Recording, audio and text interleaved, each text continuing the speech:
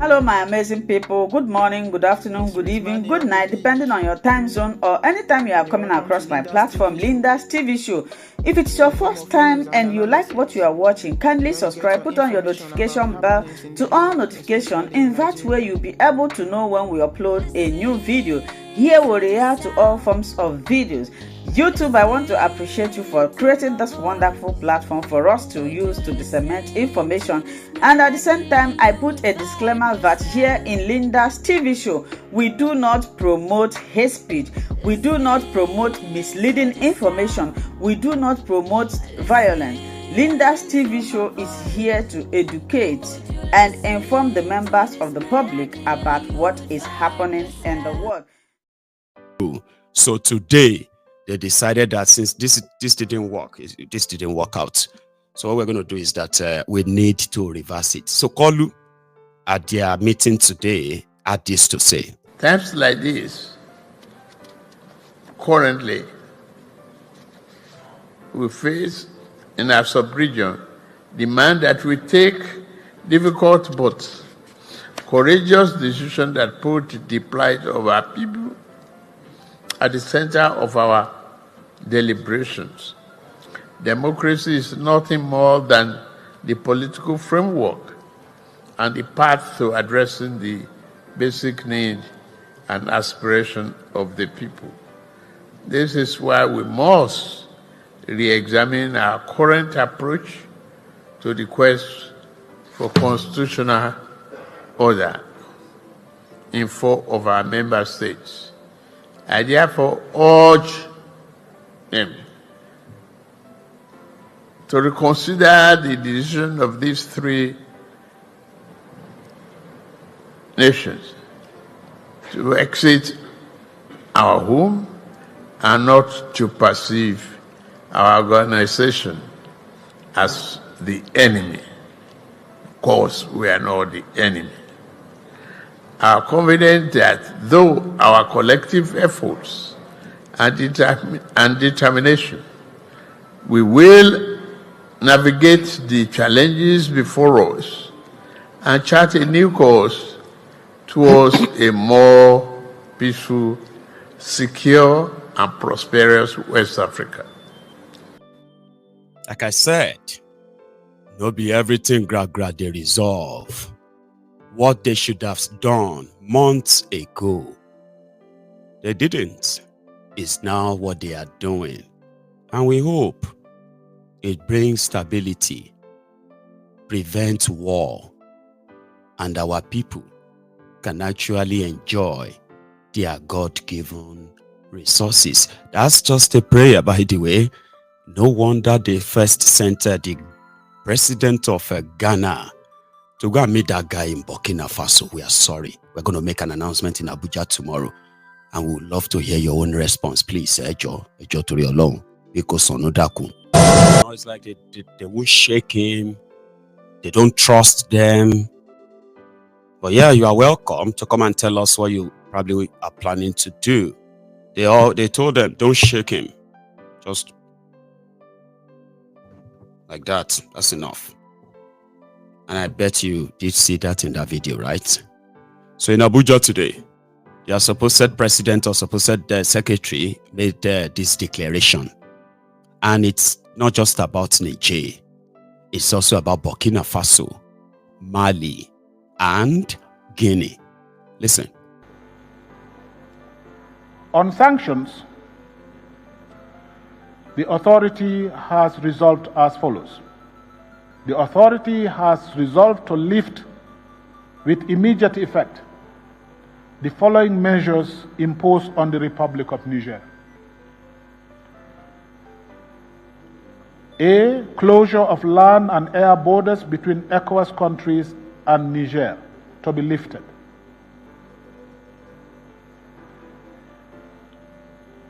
No-fly zone of all commercial flights to and from Niger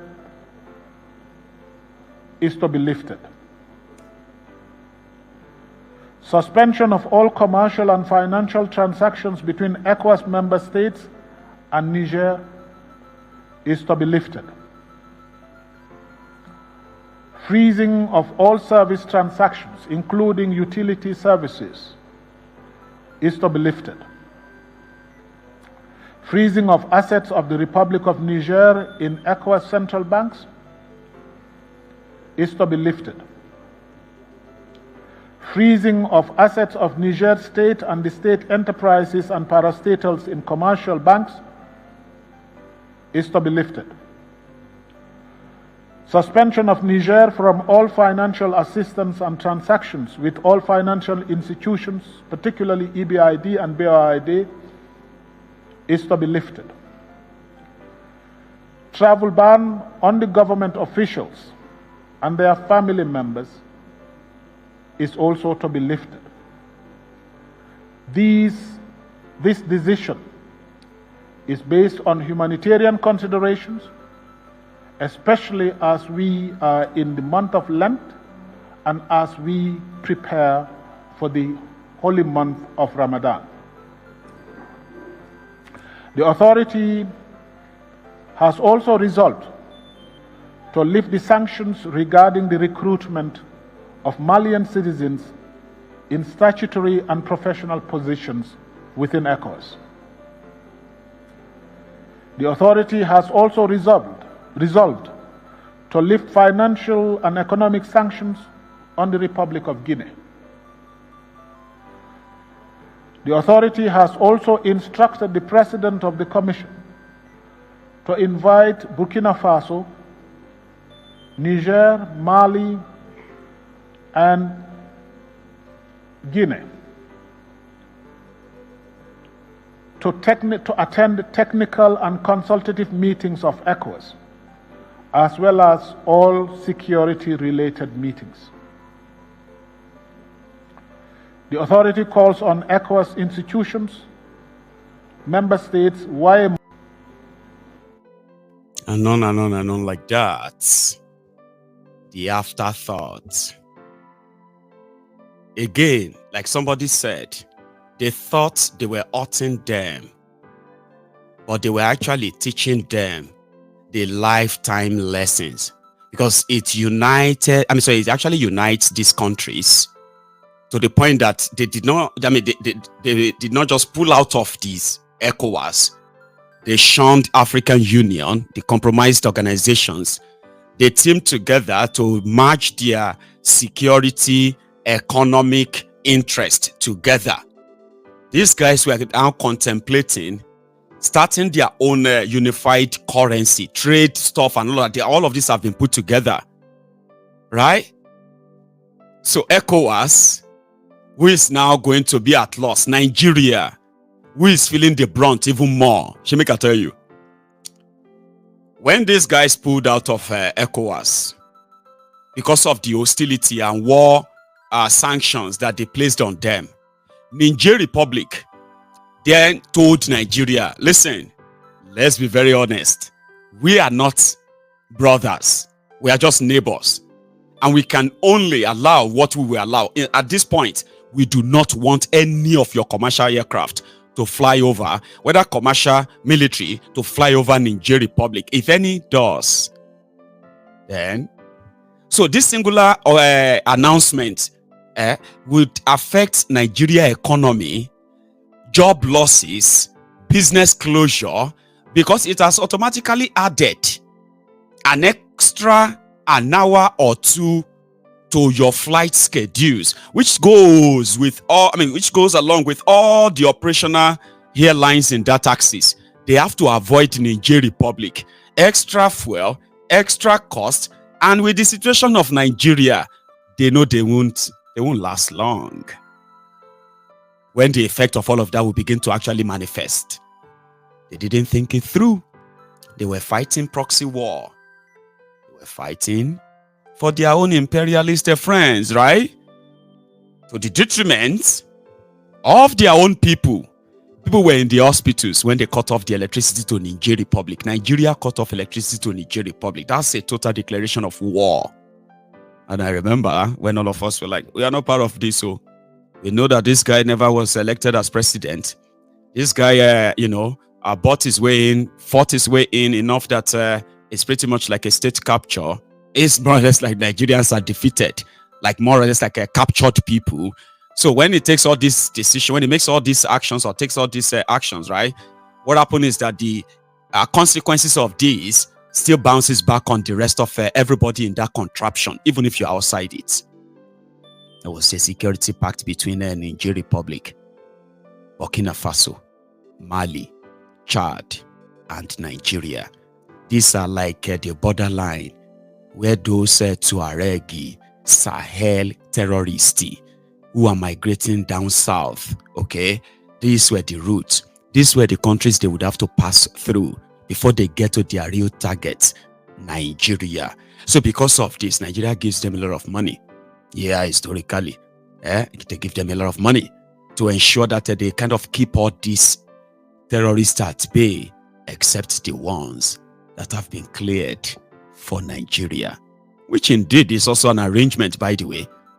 So when Niger, Mali, as well as Burkina Faso said they are cutting ties with the ECOWAS, you know what they did? They told them, listen, any terrorist that is passing through their borders, as long as they are not stopping to stop at their borders or stop in their country, they have no problem with them. They go. Where are you going? We are going to Nigeria. Please continue until they leave their path. All of these are pointers to the fact, to the same thing. The Armageddon. If nobody stop these criminals, Baba, if you no stop them, they will end all of us. Actions like this. However, they say, yeah, we're wrong. Of course, we haven't also heard from these guys what their response is. If they kind of believe them, or if they don't. Sorry, guys, on Facebook. Somehow lately, I don't know if that's a new thing. Okay? Facebook will leave my video on, and it will drop all of you. Yes, you will be saying it to yourself that Mayegun's Diary Political on Facebook has stopped. It has stopped. No, it hasn't stopped. What Facebook did or they do is that they will just drop all of you. The video will still be there, playing or recording, but none of you will see it anymore. And they did that 3 times last night. They've done it already tonight. So if you are still watching me on Facebook, the ideal thing is to go onto YouTube. Okay, it's the same thing. You are just here watching and listening, right? On Facebook, right? Go on YouTube and search for Mayegun. You can do the same thing and you won't miss any bit of it.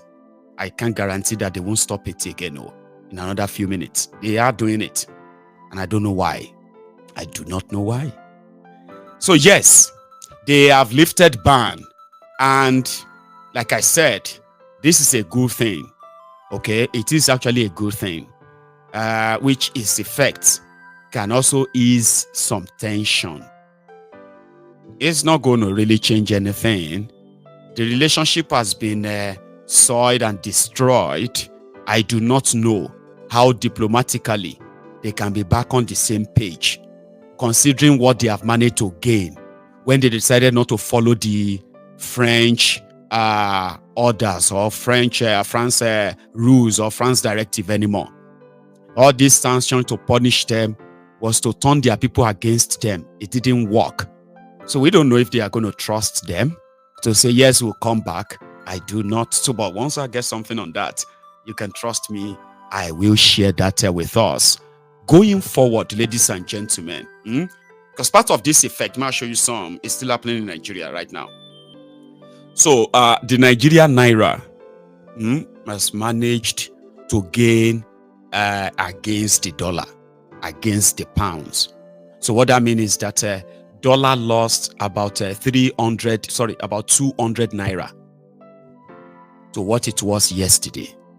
So a dollar was exchanged for 1,698 naira, okay, from 1,009 something. The pound was, it was kind of exchanged today for 2,200 from the 2,400 and something yesterday. And according to those who are following this up, they want you to clap. But I want you to remember, voodoo economy. This one is not true and is not in your interest. Because anything that brings out or strengthen your naira, even if they give them 10 billion now, and they bring your naira to dollar down to what? To 500 naira to a dollar, it won't still make any impact on your day-to-day cost of living, because this money is just there to kind of be in control of the speculation, be in control of the that supply and what have you. But the problem is, who are those accessing those demand and supply? Are they those who are actually using them to further help improve your economy? Are they those who are having access to this? For example, now, when somebody who brought in petroleum, for example, petroleum last month at the exchange rate of 1,600 naira to a dollar, okay, and is already going to 1,900. When they finish with that supply, all right, okay, hang on, with that 1,600, when they want to kind of split the cost on the final purchase, the buyer, you will feel it in the price, Abi. Now, if this same buyer goes back to the market and he realizes that he could exchange the same dollar for 1/4 of what he paid the last time, 400 naira to a dollar, you know what that means? It will impact on the end user, which is you.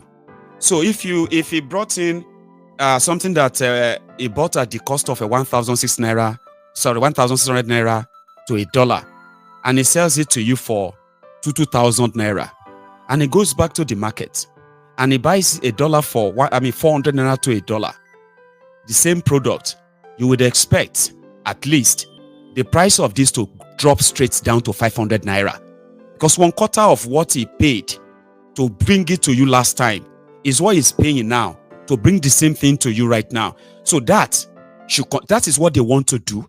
That's what they say they want to do. Now, if they have $10 billion and that money is judiciously kind of allowed to go into the hands of this, that is when it will make impact on your day-to-day. That is when your petrol will be cheaper. That is when your pampers will be cheaper. That's when your food will be cheaper. That's when you can be able to actually afford to buy the food. If they continue to say they are opening border, they are bringing food, and this same RNG money is going to the pocket of your governors who are using your monthly allocation, FAC allocation, to convert to dollars the money they now take abroad. Now, if these people are genuine, which I know they are not, that's why I call it voodoo economy. The voodoo economy is that you will see the temporary reduction, you will see a temporary one, and after once they exhaust the money, once they exhaust that liquid cash, liquid forex, the wahala go start again. And right there, you will be sleeping in your room. You wake up the following morning and they say things don't go up again, or you say, hey, wahala. You cannot run a country like that successfully. It is called voodoo economy. So part of what they are also doing that they haven't told you, right, is their central bank made few declarations, by the way, since for the past 72 hours. Okay, one of them is that they were telling people that they were doing everything to make sure that the price of stuff kind of reduced. Meanwhile, in 2024 alone, they have increased, right? They have increased the import duty, the exchange rate for you to pay the the import tariff and all that 4 times. Now, let me explain what that means, right? What I mean is that in numbers, okay, 40% of the worth of whatever you are bringing to Nigeria is what you are going to pay as duty, what have you.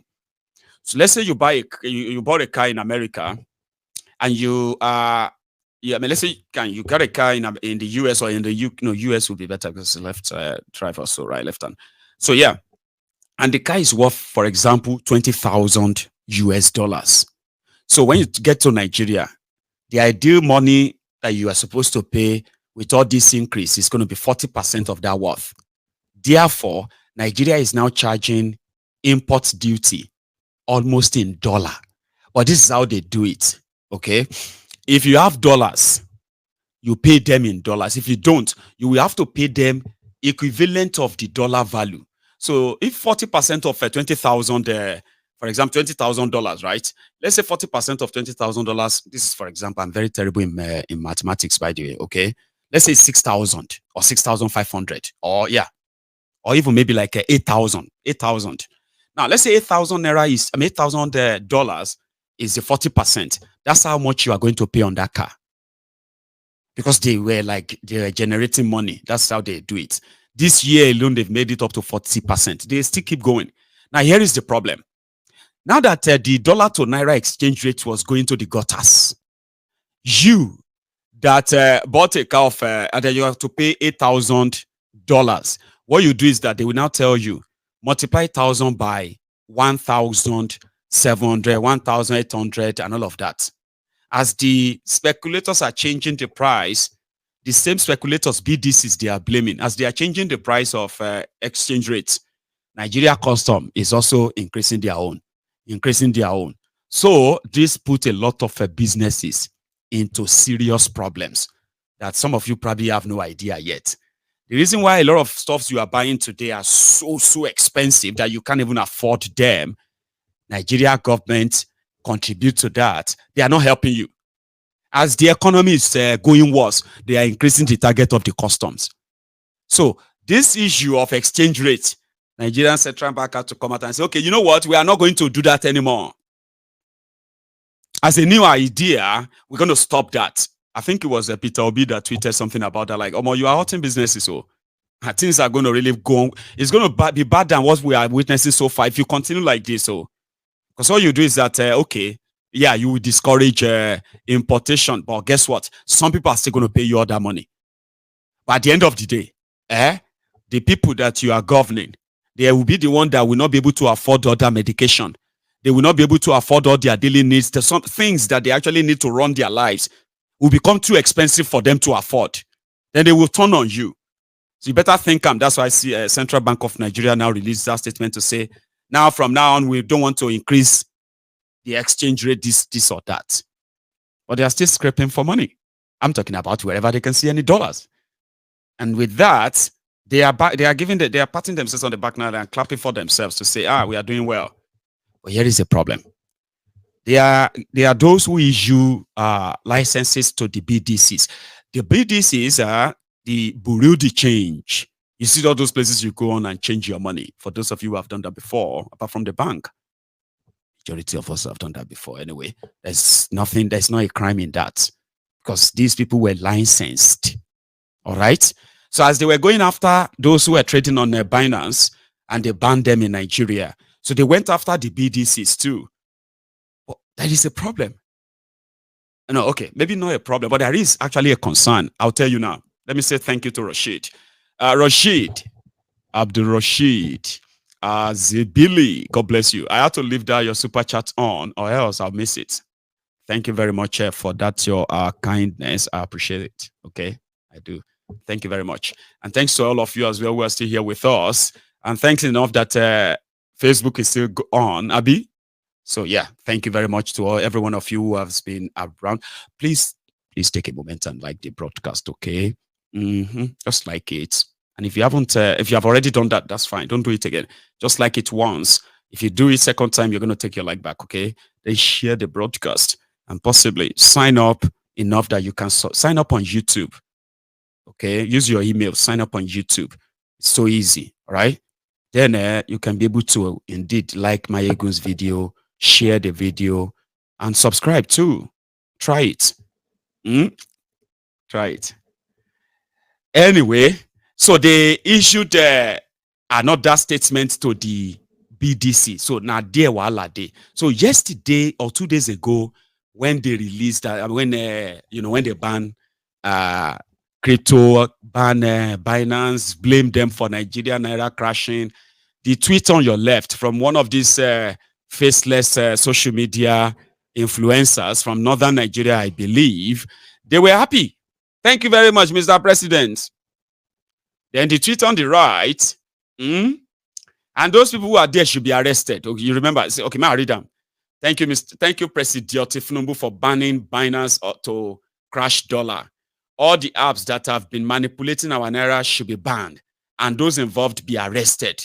Police should start mounting checkpoints in the country and asking people to unlock their phones for search. It was great, great idea. Then when they read the announcement about the BDCs, when they hear that BDCs operators in Nigeria, they will need another set of verification, and they are, you see how they were, and you know something, BDCs in Nigeria is dominated by the northerners. They are the currency speculators, currency changers. It is their job. The corruption and collapse of financial system in Nigeria paved way for the BDCs. Even though some people say that there are some BDCs like that abroad where you have the money market, the money this and that. That's different, okay? So that's what they want to do now. They are now saying that all of una BDC operators, you either go digital or you go home. There is no more round tripping. You can no longer give more than $500 to anybody. You can no longer change more than $500. And if you change $500, you must have a portal, you must have a website, you must have a digital account that we can track all of that payment. And every money allocated to you, the one you buy, the one you got, and everyone in your vault, you must be updating them every day. We must know how much you have in your vault. So you must go digital. Aboki must begin to build websites and also apps that will be monitored by Tinubu and his Lagos boys. That is not going down well with the Arewas. They are targeting us. This is where Tinubu is targeting them. Because which kind of thing be this? BDC operators are not the ones that floated Naira. Federal government did so. The value could be determined by market demand and supply. The attempt to clamp down on the BDCs, who are largely northerners and Hausa Fulanis, stands condemned. There is no checkpoint. There will be no checkpoint for the BDCs. Everybody, they will not be arrested. Their houses will not be searched because they are Hausa Fulanis. And now, they are in fact targeting them. They are targeting us. These Yorubas are targeting us. I told you that some of you, you are obsessed with the Igbos. May you continue to suffer indignation, depression, heartbreaks because of your obsession. And if you are an Igbo man or woman who is also obsessed with the Yorubas, Yoruba this, Yoruba that. When you look at Tinubu, Yoruba this, Yoruba that. When you look at this APC, Egbekegbe the murderers, Yoruba this, Yoruba that. So you too, open your two hands. In your obsession with Yorubas, in your depression, and then in your frustrated life, right? May you continue to enjoy the pain. You know something about bigotry is that it knows no tribe. People just want a reason to just feel like, listen to me, Abobaku, Oshogbo Alimajiri, listen to me very well, Una Lagos, what do you call it, the crumb eaters, the crumb chasers, the ass lickers, the all risers, you bad idiot, you bastards, the bad idiots, look at me. In this your obsession with the Igbos, Igbo this, Igbo that, I am telling you, you need to pay attention more and get yourselves ready and stop being so scared. You see, waiting you go face, the real war you go face, now from these people. Now two type of people, they northern Nigeria. Okay? You have the Sharia one, and you have the ones that will explain it to you. Do you understand? The fanatic Sharia one. I kill you. Say, if you are a non-Muslim, you are infidel. Do you agree? If you agree with me, great. You don't agree with me, I kill you. And that one go come to explain to you that no, in Islam, right? What happened is that you should try and understand that it's just saying to you that it's opinion and all of that. That one go to explain to you. We have them from the north. And that is why inside the APC, Egbekegbe, you also have the CPC, our the jihadists from the Sharia North, represented by Bokwari. Then you also have the ACN from the regional champion, the Lagos landlord, kleptomaniac jaga banditi, the jaga addicti, aṣíwájú àwọn olè, aṣíwájú àwọn gbéwìrì, aṣíwájú àwọn agbèrò. And these two merged together. They said they will rescue Nigeria. The first part gave you terrorism. The second part is giving you weaponization of poverty. You get that? You still don't get it. Forget about it. You would have to be worried about these people because they are not used to this.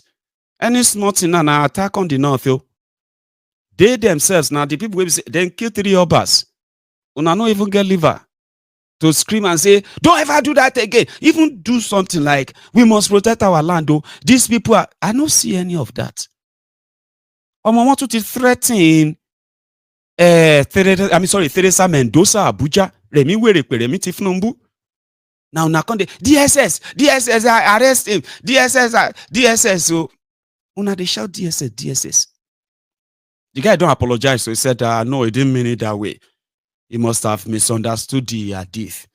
He didn't mean it that way that they should buy Remi. Una did there like a scared musu. Scared musu. Bo. They are not even backing at you. They just raise their hand and say, you go talk? These people kill 3 Oba in Yoruba land. Ogu kill you. You this Fulani terrorist. Ogu kill you. They say, join me, Jare. Abobaku, join me. Ogu kill all of you, you Fulani terrorists. Leave our land. I cannot say that. I say, why? Say it. Join me. Say, no, I can't say that. We need to be very, very very careful. All right, we are not sure they are Fulani.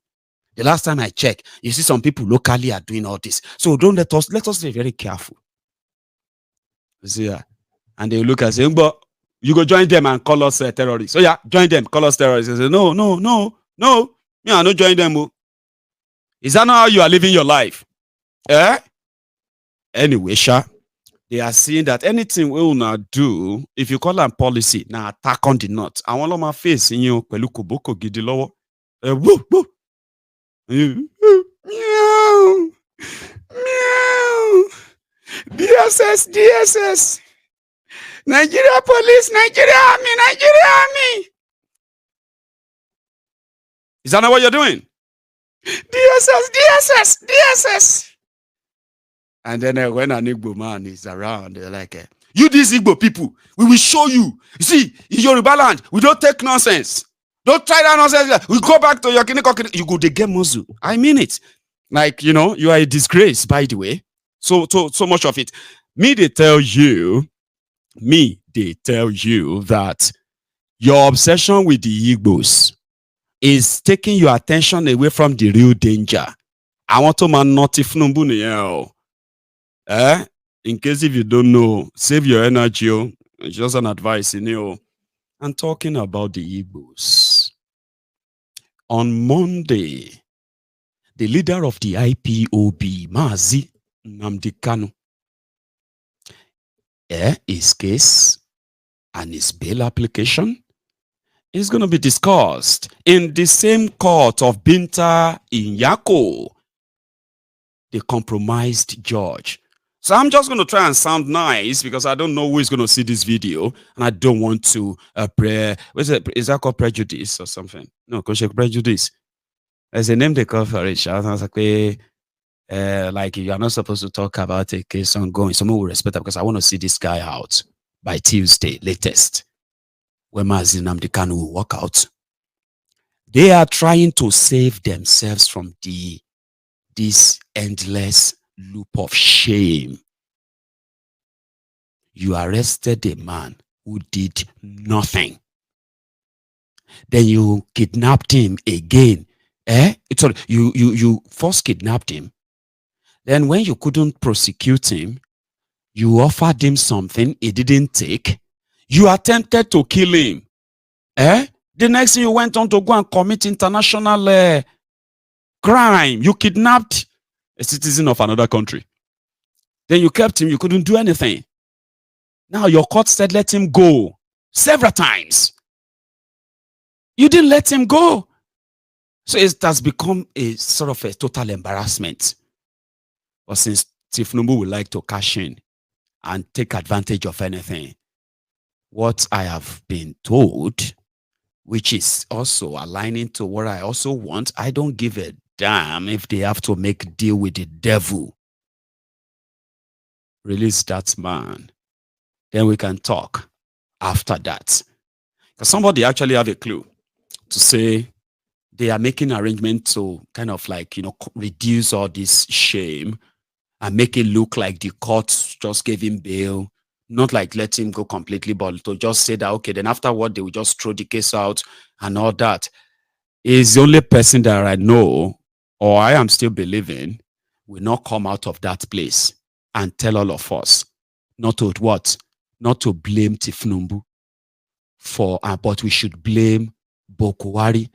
Is one of those I believe will never say that. Baba? And I kind of strongly believe that. So if I'm going to be disappointed in anyone, it will be Nnamdi Kanu coming out to tell us that we should be patient with Tinubu. Hi! Now then I'm going to say, wala ti wa. But listen to this. Let me start by saying that the entire trial of Nnamdi Kanu, to me, this is me speaking, I think it's a needless exercise. It's an exercise in futility. The government is busy making monsters out of Nigerians, pushing Nigerians to the wall and pushing a lot of persons to the wall. I do not think that it was proper in the first place, given the fact that the government has a lot of issues on its table to deal with. The issue of poverty, the issue of hunger, and so on and so forth. For the first time, if my memory serves me right, this will be the first time in the history of this country where Nigerians, one of the most populous countries in Africa, and one of the richest countries, if I'm not mistaken, in the whole world, will be protesting and asking the government, protesting and saying that they are hungry. Protesting. It happened in Kano, in Mina. I think somewhere in Kano it happened. And even in Abuja, there's a lot of protests against hunger and mismanagement of government. So I think the trial was needless in the first place, and the government should focus on a lot of issues. The government has a lot to do. For instance, even the military, they are overwhelmed.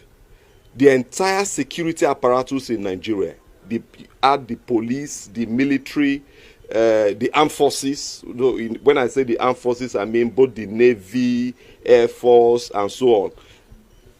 And the civil defense and all of them, they are not up to 2 million.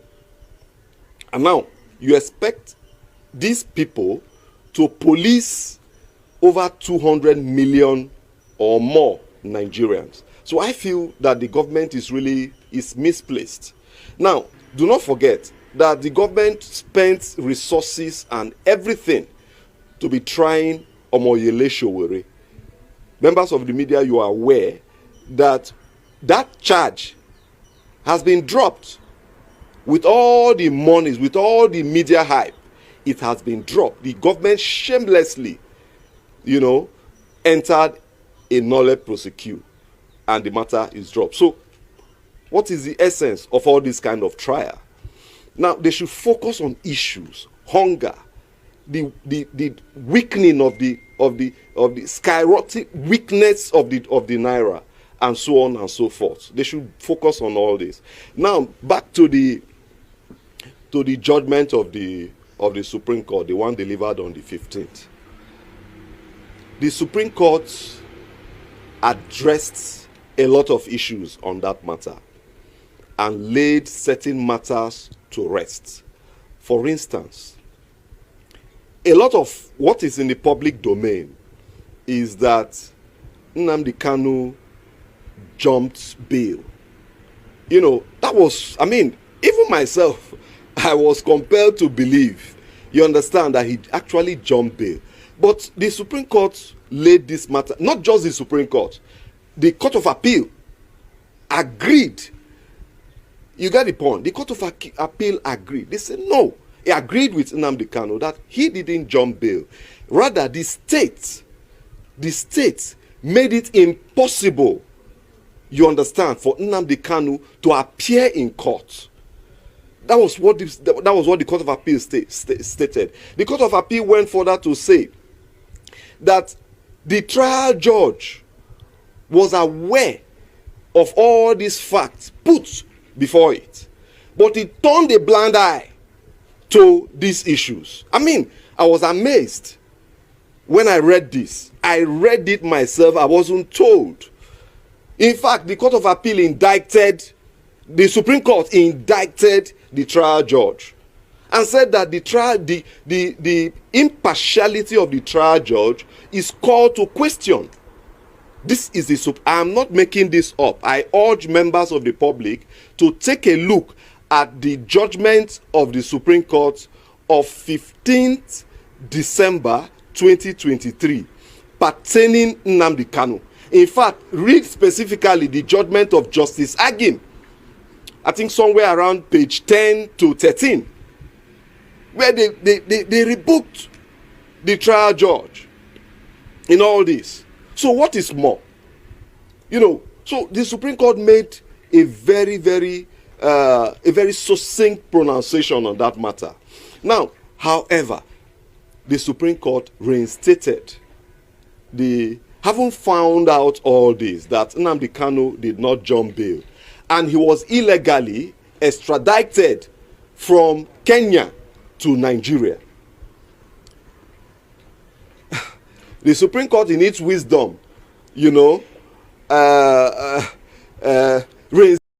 Hello, my wonderful people. As you have finished watching this interesting video, please, I want to see your comment, your contribution, your opinion in the comment section. Like I said earlier, let us do it constructively. Tell me what you think about this video that you have just watched, and also about the platform. If you haven't subscribed, what are you waiting for? Please remember to subscribe, put on your notification bell, share this video, and remain blessed.